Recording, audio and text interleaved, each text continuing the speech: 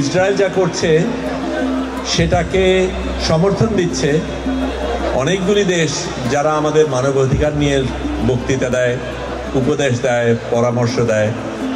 সেই দেশগুলি এই ছোট্ট বাচ্চাটাকে খুন করার ব্যাপারে বোমা পাঠায়, অস্ত্র দেয়, টাকা দেয় এবং তাদের গণমাধ্যম এটাকে জায়েজ করার চেষ্টা করে।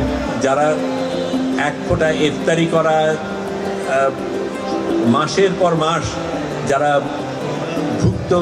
ভুক্তভোগী, যারা মাসের পর মাস অনাহারে চলছে, তাদের জীবন কিভাবে চলছে সেই জিনিসটা মনে রাখতে হবে। এবং আমার মনে হয় আমাদের প্রত্যেকের দাঁড়িয়ে বসে লেখায় প্রতিবাদে যেইভাবে হোক আমাদের প্রতিবাদ করতে হবে, যাতে এই ধরনের নিপীড়ন পৃথিবীতে আরেকবার না হয়। তাদের কাছে অস্ত্র আছে, তাদের কাছে ধন দৌলত আছে, তাদের ক্ষমতা অনেক, কিন্তু আমরা তো দেখিয়েছি এই 2024-এ আমরা দেখিয়েছি যার হাতে এত ধন দৌলত ছিল, যার হাতে পুলিশ ছিল, যার হাতে আদালত ছিল, যার হাতে মিলিটারি ছিল, সেরকম একটা জালেমকে আমরা কিন্তু উচ্ছেদ করেছি।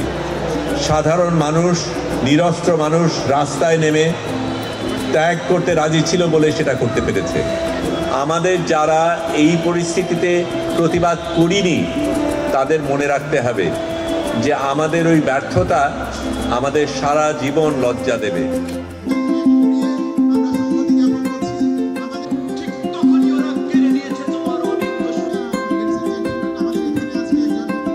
Solidarity with Gaza. From one corner of Bangladesh, where the waves of the Bay of Bengal hum a melody of hope, we, the people of Cox's Bazar, extend our deep love, tearful sympathy, and steadfast solidarity to the oppressed, yet indomitable hearts of Gaza, standing unwavering at the shore of the Mediterranean. Like you, we too are children of the sea, a powerful force, boundless in nature, one that rises anew with hope every time it falls. Amidst endless suffering, our courage, unwavering resistance against the brutal aggression of the Israeli forces, and your unbreakable spirit in defying the horrors of genocide deeply stir our hearts.